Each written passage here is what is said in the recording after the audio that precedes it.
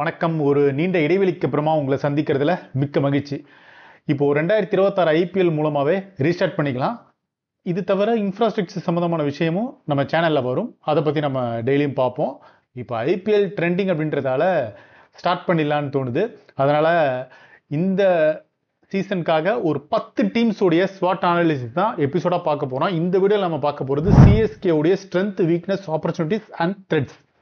முதல்ல சிஎஸ்கே உடைய ஸ்ட்ரென்த் என்ன அப்படின்னு பார்த்தீங்கன்னா, பேட்டிங்கில் இருக்கிற டெப்த், அந்த ஸ்டெபிலிட்டி போன வருஷத்தோட கம்பேர் பண்ணும்போது இந்த வருஷம் ரொம்ப ஸ்ட்ராங்காக இருக்குது. சஞ்சு சாம்சன் உள்ளே வந்திருக்காரு. இது இல்லாமல் ருத்ராஜ் கேக்வாடுடைய அந்த கேப்டன்சி மற்றும் பேட்டிங் லெவல் ஸ்ட்ரென்த்தும் ஒர்க் அவுட் ஆகும்.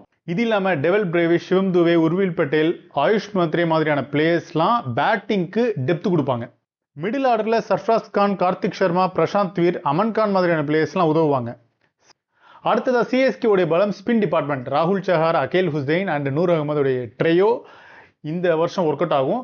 நிறைய இந்த சேப்பாக் பிச்சில் இந்த ஸ்பின் ஹெவி ட்ராக் வரும்ல, அதில் சிஎஸ்கேவுக்கு பலமாக இருக்க போகுது. இது எல்லாத்தோட ஒரு மிகப்பெரிய ஸ்ட்ரென்த் சிஎஸ்கேவுக்கு அந்த வெர்சட்டாலிட்டி. 25 பிளேயர்ஸில் 11 பிளேயர்ஸ் கிட்டத்தட்ட ஆல்ரவுண்டர்ஸ் மாதிரி தான். எல்லாருமே ஒரு 3D பிளேயர்ஸ் மாதிரி செயல்படுவாங்க. பேட்டிங், பவுலிங்னு எல்லா இடத்துலையுமே அவங்க கான்ட்ரிபியூட் பண்ணுவாங்க. போன வருஷம் அமையாதது இந்த வருஷம் இப்படி அமைஞ்சிருச்சு. பேஸ் பவுலிங் ஆல்ரவுண்டர்ஸாக Jamie Overton, Jack Foakes, Ramakrishna Ghosh இருக்காங்க.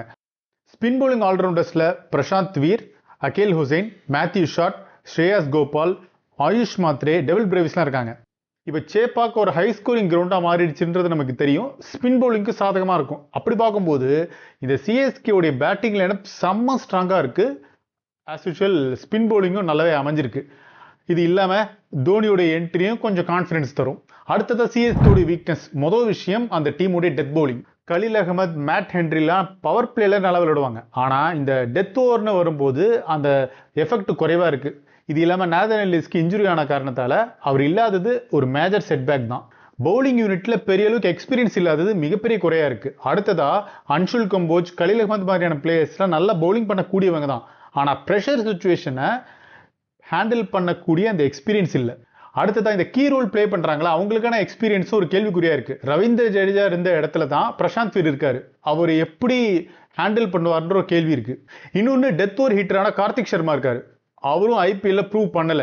அதனால யங் டீமா இருந்தாலும் கூட இன்எக்ஸ்பீரியன்ஸ் அப்படின்ற ஒரு விஷயத்துல வீக்னஸா இருக்கு. ஸோ ஃபைனல் வீக்னஸ் அப்படின்னா பவுலிங்ல மேட்ச் வின்னர்ஸ் யாருமே சிஎஸ்கேல பெரிய அளவுக்கு ப்ரூவ் பண்ணல அப்படின்றதான் உண்மை. அடுத்ததான் ஆப்பர்ச்சுனிட்டி. லைஃப் சேஞ்சிங் மொமெண்டம் இந்த ஐபிஎல்ல பல பிளேயர்ஸ்க்கு கிடைக்க போது. அதில் முதல்ல வர்றவர் சஞ்சு சாம்சன். ஏற்கனவே ஒரு வேர்ல்டு கப் ஹீரோவா மாறிட்டாரு. இப்போ அடுத்த கட்டத்தை நோக்கி நகர்றாரு. ஐபிஎல்ல அடுத்த ஒரு முகமா சஞ்சு சாம்சன் வந்துட்டாரு. முக்கியமா சிஎஸ்கே உடைய பிராண்டா சஞ்சு மாறதுக்கான வாய்ப்பு இருக்கு. தோனிக்கு அடுத்தபடியா ஒரு விக்கெட் கீப்பர் பேட்டர், ஒரு கேப்டன் மெட்டீரியல் அப்படின்னு பார்த்தீங்கன்னா சஞ்சுவை தான் டிக் அடிக்க முடியும். ஸோ அதனால சஞ்சு இந்த தமிழ்நாடு, சென்னை இதுக்குள்ள ஒரு எமோஷன் கனெக்ட் ஏதோ ஒன்று வந்துருச்சு போல. அதனால என்னவோ இந்த ஐபிஎல்ல சஞ்சுவுக்கு பெரிய ஆப்பர்ச்சுனிட்டியா இருக்க போகுது. இது இல்லாம ஆயுஷ் மாத்ரே, உர்வில் பட்டேல், அன்ஷுல் கம்போஜ், பிரசாந்த் வீர், கார்த்திக் சர்மா மாதிரியான பிளேயர்ஸ்க்கெல்லாம் பிரேக் அவுட் அமையலாம். அதே போல பெரிய அளவுக்கு பாப்புலர் இல்லாத பிளேயர்ஸை சிஎஸ்கே எப்போதுமே எடுக்கிறது வழக்கம். அந்த மாதிரியான ஒரு ஸ்ட்ராட்டஜி இந்த தடவை எடுத்திருக்காங்க. அவங்களுக்கு இது ஒரு பெரிய வாய்ப்பா இருக்கும். உதாரணத்துக்கு ராகுல் சஹார், சர்ஃப்ராஸ் கான், ஸ்ரேயாஸ் கோபால், இந்த 3 பேருமே இந்த ஐபிஎல்ல சிஎஸ்கேவுக்கு பெர்ஃபார்ம் பண்ணக்கூடிய நல்ல வாய்ப்பு இருக்கும். அதனால 2023க்கு அப்புறமா சிஎஸ்கே ஒரு பெரிய டாமினன்ஸோட வரதுக்கான வாய்ப்பு இருக்கு. கப்படிக்கிறதுக்கான வாய்ப்பு இருக்கு. அதுக்கான எல்லா தகுதியுமே இந்த டீமுக்கு இருக்கிறது தான் தோணுது. அதுக்கான வாய்ப்பு பிரகாசமா இருக்க போகுது. இதுல வர அடுத்த விஷயம் த்ரெட். சிஎஸ்கே நிறைய பிளேயர்ஸை இந்த ஐபிஎல்ல டெஸ்ட் பண்றாங்க. சொல்ல போனா இது ஒரு வகையான கேம்பிள் தான். குறிப்பா பிரசாந்த் வீர், கார்த்திக் சர்மா மேல பெரிய அளவுக்கு இன்வெஸ்ட் பண்ணிருக்காங்க. ஒருவேளை அவங்க சரியா பெர்ஃபார்ம் பண்ணலன்னா டைரக்ட் இம்பாக்ட் டீமுக்கு இருக்கும்.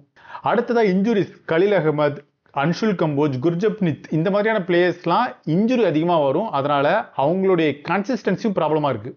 இப்போ சிஎஸ்கேவுக்கு ஸ்பின் பவுலிங் மற்றும் பேட்டிங் நல்லாவே ஸ்ட்ராங்கா இருக்கிறதால இந்த ஹோம் பிச் அட்வான்டேஜ் இருக்கு. ஆனா அவே மேட்சஸை பொறுத்த வரைக்கும் பேஸ் பவுலிங்ல பெரிய அளவுக்கு ஸ்ட்ரென்த் இல்லாத காரணத்தால அதுவே த்ரெட்டா அமையலாம். ஸோ இதுதான் இந்த 2026 ஐபிஎலுக்கான சிஎஸ்கே உடைய strength, weakness, opportunities and threads. இதை பற்றி உங்களுடைய கருத்துக்களை கமெண்ட் செக்ஷனில் பதிவு பண்ணுங்கள். என்னுடைய கருத்தும் உங்களுடைய கருத்தும் மாறலாம். அப்படி மாறினாலும் அதை நீங்கள் சொல்லுங்கள். நம்ம தொடர்ந்து நிறைய விஷயத்த ஒவ்வொரு டீமுடைய ஸ்வாட் அனாலிசிஸ் பேசுவோம். உள்கட்டமைப்பு சம்பந்தமான விஷயத்தையும் நம்ம பேசுவோம். நன்றி.